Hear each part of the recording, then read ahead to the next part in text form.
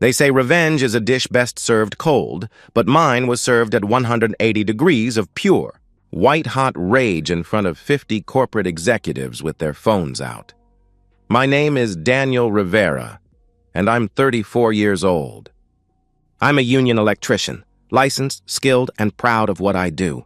4 years of apprenticeship, countless hours of training, and a reputation among my crew that I've earned through sweat and competence. My hands are calloused, my back aches most nights, and my work clothes carry the honest stains of a man who builds the infrastructure that keeps this world running.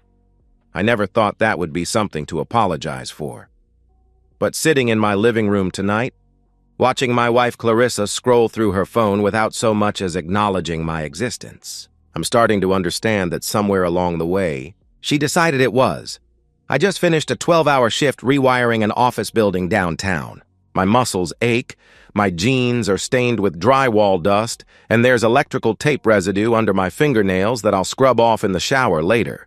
But there's satisfaction in the exhaustion, the kind that comes from honest work completed well.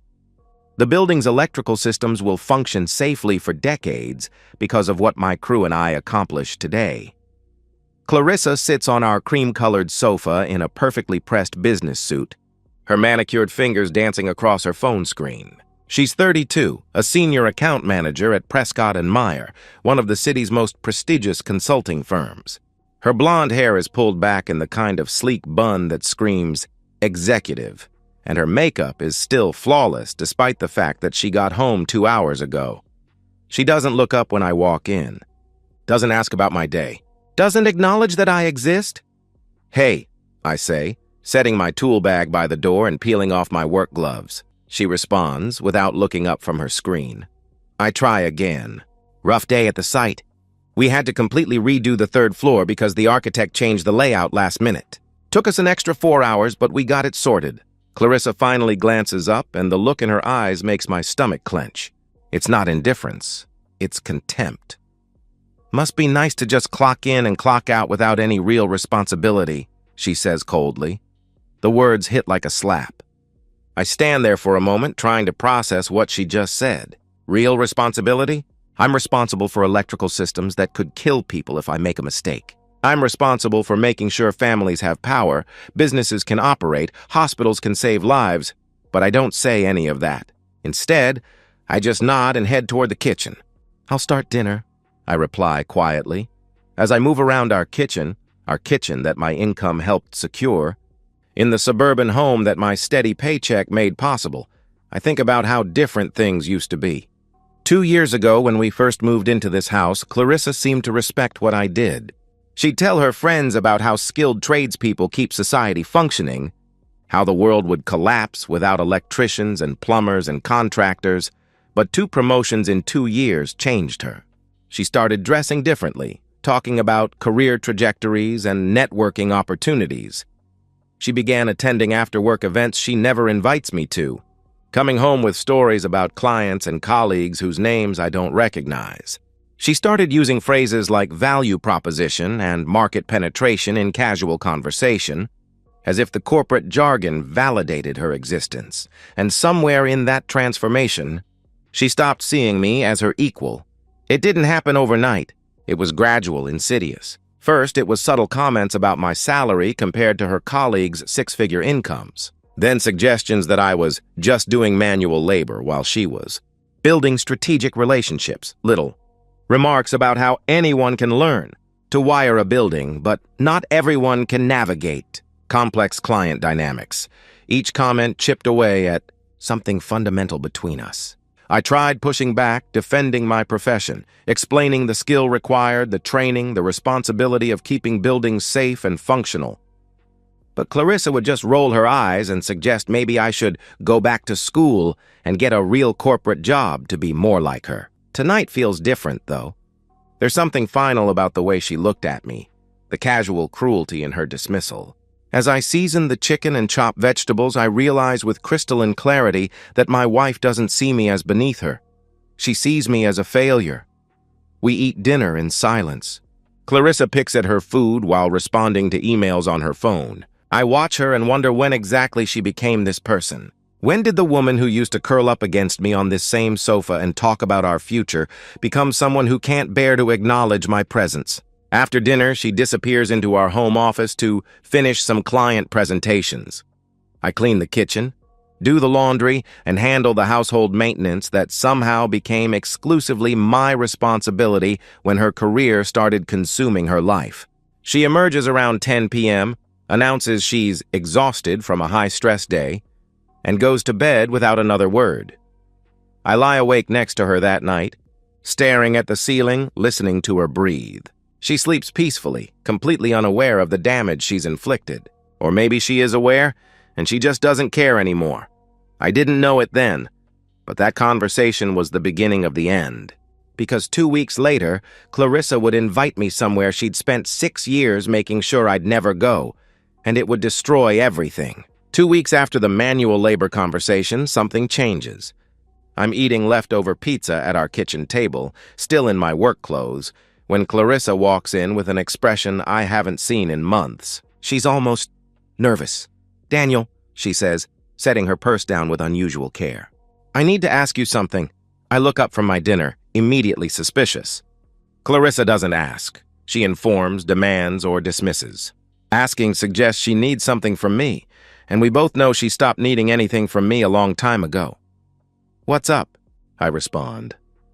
She sits across from me, smoothing her skirt with hands that seem slightly unsteady. "There's a company party Friday night. Annual celebration, open bar, fancy rooftop venue downtown," she explains, pausing to take a breath. "I want you to come with me." I actually laugh. I can't help it. The absurdity of the request hits me like a physical force. "You want me to come to a work event?"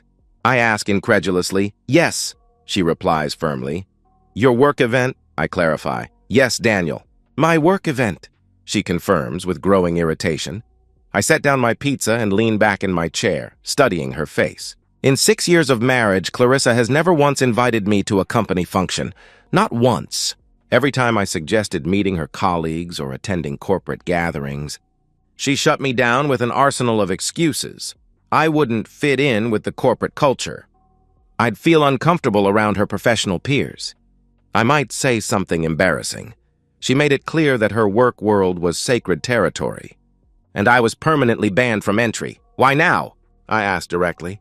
"After 6 years of telling me I don't belong in your professional world?" Clarissa's jaw tightens. "I never said that," she denies. "You said it last month when Josh from accounting invited us to his wedding." "You said I'd stand out like a sore thumb among the other couples," I counter. "That was different," she starts. "You said it when they had the holiday party at that country club. You went alone and told me I'd feel out of place with the partners and their wives." I continue. "Daniel," she tries to interrupt. "You said it when your boss got promoted and they threw him a celebration dinner. You said—" I press on. "I said it once," she snaps, her composure cracking. "One time, and you're acting like I've been excluding you for years." The lie hangs in the air between us. We both know she's said it at least a dozen times, in a dozen different ways, each excuse carefully crafted to keep me away from the life she's built without me. I lean forward, genuinely curious now. "So what changed? What happened to make you suddenly want your blue-collar husband mixing with your white-collar colleagues?" Something flickers across her face. Panic? Calculation? It's gone too quickly for me to identify. "I want you there, okay?" "Isn't that enough?" "Take it or leave it," she says defensively. "Every instinct I've developed in 34 years of life is screaming that something is wrong. This isn't generosity or inclusion. This is strategy. But I'm also wounded, curious, and stupid enough to want to see what her world actually looks like. Maybe I need to understand what made her so dismissive of mine." "Fine," I say finally. "I'll go." Relief floods her features, but it's not the relief of a wife happy to share her professional life with her husband. It's the relief of someone who just cleared a crucial hurdle in a larger plan. That relief immediately transforms into control mode. "Wear your nice suit," she instructs, already back to her old self. "The navy one. And don't drink too much. You know how you get when you're nervous. Be charming, but not too talkative. Let me do most of the talking when we're in groups." I nod along, but I'm not really listening. I'm watching her face, cataloging the micro-expressions that flash across her features. She's planning something. This invitation isn't spontaneous, it's calculated. Then she delivers the line that crystallizes everything. And Daniel? Don't tell people you're an electrician. Say you're in facility management or something corporate sounding. The fury that rises in my chest is so pure, so complete, that for a moment I can't speak. She wants me there, but only if I pretend to be someone else. Only if I hide the work that I'm proud of, the profession that built the life she enjoys, the skills that keep her office building powered and safe. Facility management? I repeat slowly. It's not a lie. You manage electrical facilities. It just sounds more professional, she explains. Professional? Like what I actually do is somehow unprofessional.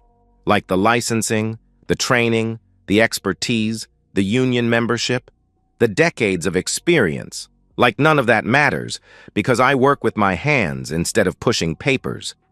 I don't argue. I don't defend my profession again. Instead, I make a decision that will prove more dangerous than Clarissa realizes. I'm going to that party, and I'm telling everyone exactly what I do for a living. She can be ashamed of me if she wants, but I won't be ashamed of myself. Sure, I say calmly. Facility management. Got it. The days leading up to the party are strange. Clarissa is on edge, constantly checking her appearance, rehearsing conversations in the mirror, obsessing over details that seem wildly disproportionate to a simple work celebration. She gets her hair done professionally, buys a new dress that costs more than I make in a week, and acts like Friday night is the most important event of her life. The build-up feels wrong. This isn't excitement. It's preparation for something bigger than she's admitting. I start paying attention to things I previously ignored. Clarissa taking phone calls in other rooms, closing her laptop when I walk by, coming home later than usual with vague explanations about client dinners and strategy sessions. Working weekends she's never worked before. I don't have proof of anything yet. But patterns emerge when you know what to look for. And after 6 years of marriage, I'm finally learning to look. Friday evening arrives. I stand in front of our bedroom mirror, straightening my tie, looking at my reflection in the navy suit Clarissa selected. The man staring back at me looks respectable, professional, like someone who belongs at a corporate rooftop party. But I know better now. I'm walking into enemy territory, invited by someone who sees me as a liability she needs to manage. I had no idea I was walking into a trap. But even if I had known, I would have gone anyway. Because sometimes you need to see the betrayal with your own eyes before you can truly let go. The rooftop venue is exactly what I expected, the kind of place that charges $20 for a cocktail and $50 for an appetizer, where the waitstaff speaks in hushed, reverent tones and everyone looks like they stepped out of a business magazine. Floor-to-ceiling windows offer a panoramic view of the city lights, and the decor screams expensive in that understated way that only truly wealthy people understand. I arrive in my navy suit feeling immediately out of place, not because I look wrong, but because I can sense the difference in the air. These people breathe money, status, connections. They move through the world assuming doors will open for them, expecting service, entitled to the best tables and preferential treatment. Clarissa meets me at the entrance looking absolutely stunning in a black cocktail dress that hugs her curves perfectly. Her hair is styled in loose waves, her makeup is flawless, and she's wearing jewelry I've never seen before. Expensive pieces that catch the light and whisper, "Success." She kisses my cheek quickly. A performance for anyone watching, and immediately leans in to whisper the reminder. "Remember, facility management," she murmurs against my ear. I ignore her completely. "You look beautiful," I tell her, and mean it. Whatever else has gone wrong between us, Clarissa is still the most gorgeous woman I've ever seen. "Thank you," she replies, but she's already scanning the room, identifying targets, planning her networking strategy. "Come on, let me introduce you to some people." The introductions unfold exactly as I predicted. Clarissa leads me from group to group, each cluster of colleagues more polished and pretentious than the last. When asked about my work, I smile pleasantly and tell the truth. "I'm a union electrician," I state clearly. The reactions are polite but unmistakable. A momentary pause, a subtle shift in body language, a quick glance at Clarissa that says, "Really? This is what you married?" Then they turn back to her with renewed interest, steering conversations toward quarterly projections, client acquisitions, and market expansion strategies that exclude me by design. I don't care. I get a beer from the bar, find a strategic corner where I can observe, and settle in to watch. This is what Clarissa wanted, to parade me around just enough to prove she has a husband, while simultaneously demonstrating that I don't belong in her world. But as the evening progresses, I start to see something else. Something that makes my blood run cold. Clarissa barely acknowledges my presence after the initial introductions. She drifts between clusters of colleagues like a butterfly, but there's nothing random about her movement.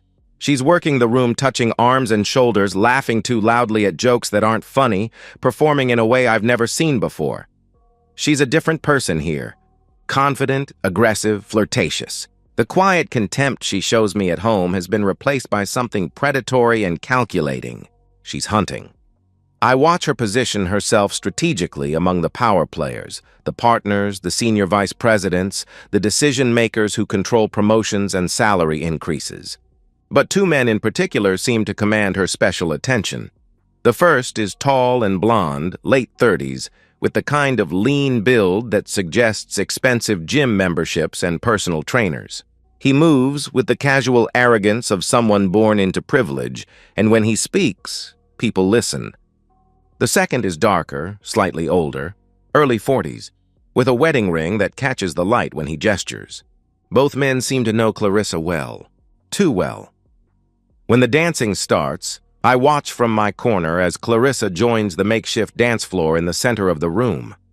Within seconds, she's flanked by both men, moving between them with an intimacy that makes my jaw clench. Their hands find her waist, her shoulders, the small of her back.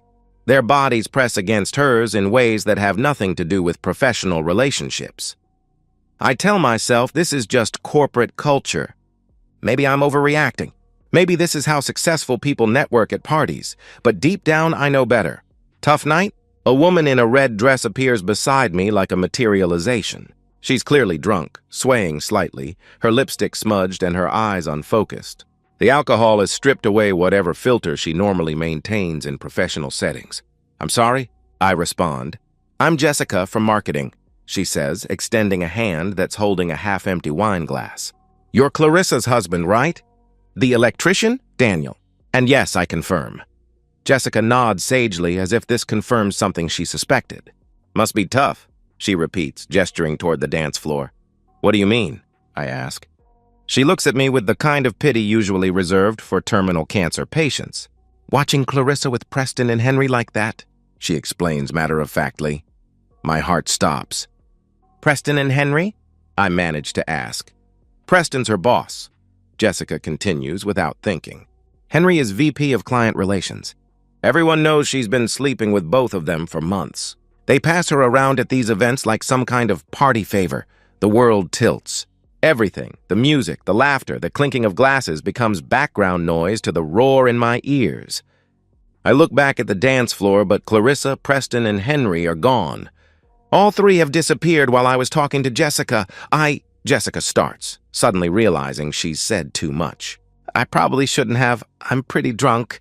Sorry," she mumbles, drifting away with a sympathetic smile, leaving me alone with the knowledge that's just destroyed my marriage. My hands shake as I move through the crowd, scanning faces, looking for my wife. No sign of them. I check the bar, the balcony, the bathroom areas. They've vanished like they planned it. Then I hear it, faint but unmistakable, coming from down a hallway marked "Private, Staff Only," moaning. Clarissa's voice, breathless and urgent, punctuated by deeper masculine sounds. My vision narrows to a tunnel. My hands shake as I pull out my phone, open the camera app, and hit record.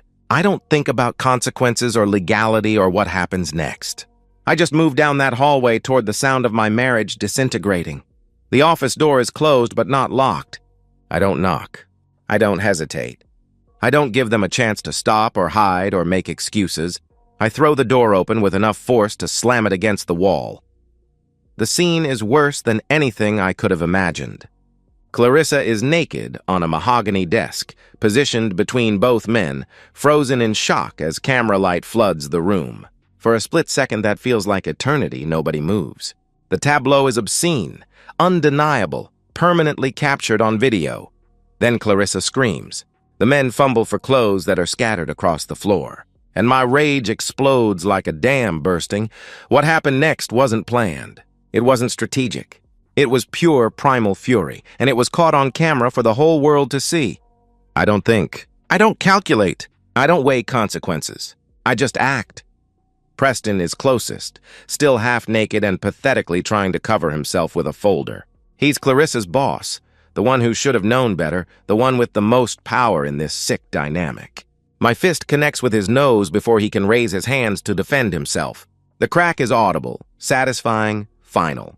Blood explodes across his face and down his expensive white shirt. He goes down hard, blubbering like a child, his hands cupping his destroyed nose. Henry tries to run. He's naked and desperate, scrambling toward the door with his clothes clutched against his chest. I grab him by the shoulder and spin him around, driving my other fist into his gut with all the force of 6 years of suppressed rage. He doubles over, gasping for air, retching onto the Persian rug that probably costs more than my truck. Daniel, please wait! Clarissa screams, trying to cover herself with papers from the desk. Trying to stop me? I ignore her completely. She doesn't exist to me anymore. She's just another problem to handle, another piece of trash to clean up. I grab Preston by the ankle and start dragging him toward the door. Stop, please, he whimpers, actually crying now, begging me to stop. Blood from his nose leaves a smear across the expensive carpet as I pull him out of the office and into the hallway. Henry limps behind us, one hand pressed to his stomach, the other trying to hold his pants up. The main party area falls silent as I drag both men into view. The music cuts off mid-song. Conversations stop abruptly. Everyone turns to stare at the spectacle. 2 naked, bloodied executives being pulled across the floor by a blue-collar worker in a rumpled suit. I release Preston's ankle and stand up, addressing the crowd with perfect clarity despite the adrenaline coursing through my system. Everyone want to know what Preston and Henry were doing in that office? I announce, holding up my phone, still recording. They were having intimacy with my wife. Both of them. At the same time. At a company party, the silence is absolute. Someone drops a glass. It shatters against the marble floor with a sound like a gunshot. Then gasps, murmurs, the distinctive sound of dozens of people simultaneously reaching for their phones. Clarissa stumbles out of the hallway, half-dressed, her cocktail dress twisted and stained, her perfect makeup streaking down her cheeks. She looks destroyed, desperate, pathetic. She reaches for me with shaking hands. Please, Daniel, wait, let me explain. She sobs desperately. Don't touch me. I respond with ice-cold fury. I pull off my wedding ring and throw it at her feet. It bounces once and rolls under a cocktail table. We're done. I'm filing for divorce tomorrow. You're a cheating whore, and everyone here just watched you prove it. Clarissa collapses to her knees, sobbing, trying to gather the fragments of her dignity. Several women in the crowd turn away in disgust. The men stare with the kind of fascination usually reserved for car accidents. I address the crowd one final time, my voice carrying to every corner of the silent room. I got the whole thing on video, every second, for the lawyers. Then I walk out, leaving carnage behind, my sobbing wife, 2 bleeding executives, and a room full of people already pulling out their phones to capture the aftermath for social media. The elevator ride down feels like a descent through layers of my former life. Each floor represents another piece of the marriage I'm leaving behind. The parking garage is mercifully empty. I sit in my truck for several minutes, hands gripping the steering wheel, trying to process what just happened. My phone buzzes. Text from Clarissa. Please come back. We need to talk. Another buzz. I can explain everything. Another. Please don't do this. I block her number. The drive home is a blur of city lights and rage. By the time I pull into our driveway, I've made a decision. Clarissa is not stepping foot in this house again. This is my sanctuary now, and she's forfeited any claim to it. I call an emergency locksmith. Within 2 hours, every lock is changed. Clarissa's key is worthless. While I wait for the locksmith to finish, I call Raymond Torres, a divorce attorney my union rep recommended after his own messy split. Raymond, this is Daniel Rivera. I need to meet tomorrow morning at 9, I tell him when he answers. What's the situation? He asks professionally. Caught my wife cheating. Got it on video. Both guys, same time at her office party, I explain bluntly. Send me the video immediately, he responds without hesitation. His reply comes 20 minutes later. This is airtight. She gets nothing. See you at 9 a.m. I spend the next hour methodically packing everything Clarissa owns. Clothes, shoes, makeup, jewelry, her laptop, personal items, family photos, everything goes into black trash bags. I'm not angry anymore. I'm efficient. Each item represents a piece of our shared history that I'm permanently discarding. When I'm finished, I drag all the bags to the front lawn and pile them by the curb next to the actual garbage cans. The symbolism is deliberate and unmistakable. My phone has been buzzing constantly, Clarissa calling from different numbers, trying to reach me. I ignore every call. Around midnight, she starts showing up in person, pounding on the door, begging me to let her in. I turn off all the lights and wait for her to leave. By Saturday morning, the video has taken on a life of its own. Someone at the party, probably Jessica from marketing, posted their cell phone footage on social media. The clip shows Clarissa stumbling out of the office half-dressed, me throwing my wedding ring, the bloodied executives trying to cover themselves. It's gone viral. The view count climbs throughout the morning. Thousands become tens of thousands, then hundreds of thousands. Comments flood in. Imagine cheating at a company party. Those executives got what they deserved. The husband is a legend. This is why you don't mess with blue-collar guys. Local news outlets pick up the story by Sunday. Corporate scandal, consulting firm executives caught in affair. Prescott and Meyer's PR team scrambles to control the damage. But there's no containing this kind of public humiliation. By Monday morning, the company issues a terse statement. Effective immediately, Clarissa Rivera, Preston Williams, and Henry Carter have been terminated for conduct violations and breach of company ethics policies. All three fired, careers destroyed, reputations obliterated, professional references permanently poisoned. The viral video has made me a folk hero. Complete strangers recognize me at the hardware store and offer to buy me coffee. My union brothers treat me like a legend. The local news wants interviews, but I decline. This isn't about fame, it's about justice. I thought it was over. I thought the public humiliation, the firings, the viral video, I thought that was enough. But Clarissa had one more move left, and I had one final truth she needed to hear. Tuesday afternoon, 3 days after the party, Clarissa appears at my front door. She looks like she hasn't slept in a week. No makeup, unwashed hair, wearing yesterday's clothes. Her eyes are swollen from crying, and she moves with the defeated posture of someone whose entire world has collapsed. She tries her old key first. When it doesn't work, she stands there for a moment, staring at the useless piece of metal in her hand, like it represents everything she's lost. Then she pounds on the door with increasing desperation. I open it, but don't step aside. My body blocks the doorway completely. What? I ask flatly. We need to talk, she whispers, her voice barely audible, broken and pleading. We don't need to do anything. My lawyer will contact your lawyer, I reply coldly. I don't have a lawyer, she responds desperately, her composure cracking. I don't have anything. The company fired me. They blacklisted me. No other firm will hire me. I can't afford rent. I can't afford... Not my problem. I cut her off. The coldness in my voice makes her flinch. This is the woman who spent months treating me like a failure, looking at me with contempt, dismissing my profession and my worth. Now she's standing on my doorstep like a beggar, asking for mercy from the man she betrayed. She tries to push past me into the house, our house, the life we built together. I don't budge. Please, she pleads. Just let me explain. Explain what? That you've been sleeping with 2 guys behind my back for months? That you brought me to that party to humiliate me while you disappeared with your lovers? What exactly needs explaining? I demand. Clarissa crumbles, sinking onto the front steps, sobbing with the kind of raw desperation that might have moved me a week ago. But that was before I saw her naked on a desk between 2 executives. Before I learned that everyone at her company knew what she was doing. Before I realized our entire marriage was a lie.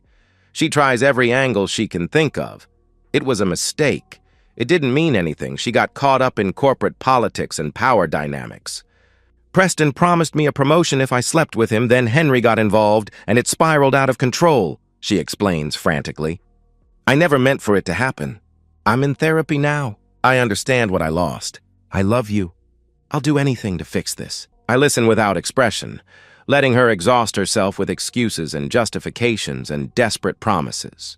When she finally stops talking, I deliver the truth she needs to hear. So you're a cheating woman, and you were prostituting yourself for a promotion. That's even worse, I state matter-of-factly. Don't call me that, she protests. You had intimacy with 2 guys at once at your office party while your husband was in the next room. What else would you call it? I ask bluntly. She sobs harder, trying to explain corporate culture and networking and the pressure to advance her career. I forgot what really mattered. I lost sight of our relationship. I made terrible choices, but they don't define who I really am, she pleads desperately. Me, I interrupt. I'm what really mattered. Our marriage, our vows, our life together. And you threw it all away because I'm just a blue-collar worker who does manual labor without real responsibility. She denies it weakly, but we both know every word is true. I point at the trash bags lined up on the curb like refuse waiting for collection. Your stuff is right there. Take it and leave, I command. Where am I supposed to go? She asks desperately. Call Preston or Henry. Oh wait, they got fired too. And Henry is married, so his wife probably isn't feeling too charitable right now. Guess you'll figure it out, I reply without sympathy. Clarissa makes one final attempt to reach me emotionally, sobbing about the years we spent together, the love we shared, the future we planned. But I'm done. I've heard enough lies to last a lifetime. If you're not off my property in 5 minutes, I'm calling the police for trespassing, I warn her. She staggers to the curb and starts loading the trash bags into her car, one at a time, crying the entire time. Neighbors watch from windows and doorways, some with obvious satisfaction, others with the kind of uncomfortable fascination that public humiliation always generates. When she's finished loading her belongings, she turns back one final time. I loved you, Daniel, she says through her tears. I deliver the killing blow. No, you loved what I provided. You loved having a stable home and reliable income while you climbed your corporate ladder. You loved the security of a marriage while you messed around with executives. But you never respected me. And without respect, love doesn't mean shit. I close the door and lock it. Through the window, I watch her drive away, taking nothing of value and leaving behind a marriage that should have lasted forever. The divorce proceedings move forward with ruthless efficiency. My video evidence makes Clarissa's adultery undeniable. The prenuptial agreement she insisted on 6 years ago, designed to protect her career assets, now protects me instead. I keep the house, my truck, my retirement accounts, everything we built together. Clarissa gets her personal belongings and nothing else. 3 months later, the divorce is final. The papers are signed, the assets are divided, and Clarissa Rivera is officially erased from my life. I sit in my kitchen that evening, in the house that's finally mine alone, drinking a beer and reading the final decree. It's quiet, peaceful. For the first time in years, I feel like I can breathe. 3 months later, the divorce was final. The video had made me a folk hero. Clarissa was radioactive. But the real revenge, that was just beginning. 3 months post-divorce, my life has stabilized beautifully. The viral video made me a minor folk hero. My union brothers treat me like a legend. Strangers recognize me at hardware stores and buy me coffee. The house is mine, paid off and peaceful. I got promoted to master electrician, leading my own crew now, earning more than I did during my marriage. Clarissa's life has imploded completely. No consulting firm will hire her after the scandal. Her LinkedIn profile is scrubbed of all Prescott and Meyer mentions, but the internet never forgets. She's working retail at a department store, living in a studio apartment. Her corporate ambitions reduced to ashes. The woman who looked down on blue-collar work is now folding clothes for minimum wage. Preston and Henry face their own reckonings. Preston's wife divorced him and took everything. The house, the cars, custody of their kids. Henry got demoted at his next job when someone recognized him from the viral video. Both men's careers are permanently stained. 6 months later, I'm thriving. I coach youth baseball on weekends, Reconnect with hobbies I abandoned during my marriage. Spend time with friends Clarissa considered beneath us. At a community cookout, I meet Lisa, a public school teacher who thinks my electrician work is incredibly respectable and important. She doesn't care about tax brackets or corner offices. She cares that I show up, do good work, treat people with kindness. We exchange numbers, take things slow, build something real. 1 year later, Clarissa tries one final time, a long email apologizing, explaining therapy, asking for closure. I read it once and delete it without responding. I'm at a baseball game with Lisa when Clarissa's follow-up text arrives. Please, I just want to talk. Lisa notices my expression. I block Clarissa's new number and tell Lisa, just clearing out some old trash. Lisa smiles. On the field, a kid hits a home run. Everyone cheers. I realize I haven't thought about Clarissa in weeks. She's just gone. A closed chapter, a mistake learned from, a life I'm happy to have left behind. I learned that respect is non-negotiable. That status means nothing without integrity. That blue-collar work isn't lesser. It's essential and honorable. Most importantly, I learned the best revenge isn't violence or public humiliation, though those felt good in the moment. The best revenge is building a life so fulfilling, so genuinely happy, that your ex becomes completely irrelevant. Clarissa destroyed everything for 2 executives who didn't respect her enough to use a hotel. I lost a wife who never valued me and gained freedom to find someone who does.